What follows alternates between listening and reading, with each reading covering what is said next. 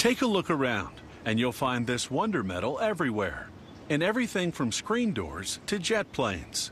Aluminum has so many applications because it's light and strong, and it's corrosion and crack resistant.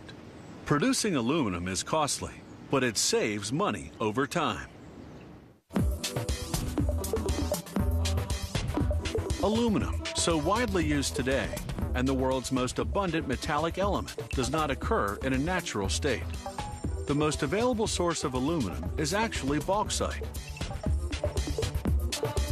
Bauxite is mainly mined in tropical countries. The aluminum atom in bauxite is bonded to oxygen molecules.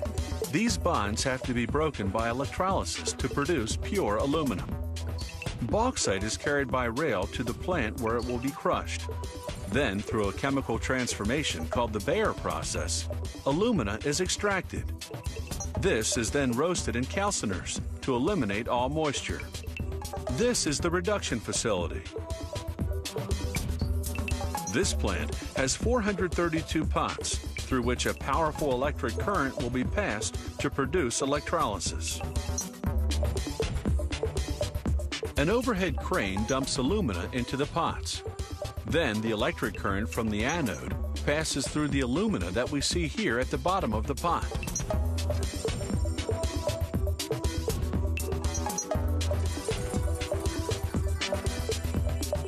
Via the process of alumina reduction at 1742 degrees, the anodes lose volume and will have to be replaced.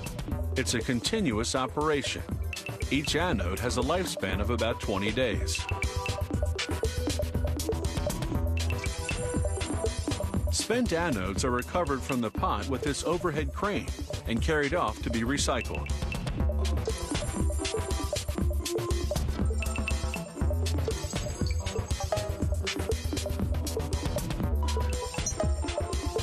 They clean the aluminum rods, which will then be reused.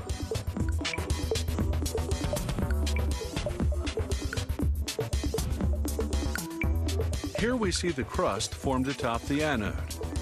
When the anodes are replaced, the accumulated impurities have to be recovered from the top of the pots. This is accomplished with these pincers. Then a new anode is inserted into the alumina and electrolysis continues.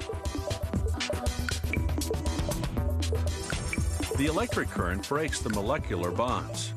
The heavier aluminum collects at the bottom of the pot, while the oxygen bound to fluorine is released as a gas, which is drawn off and treated.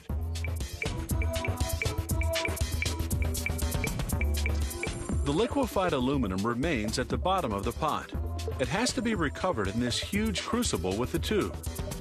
The tube is dipped into the bottom of the pot, and a vacuum system draws the molten aluminum from the crucible.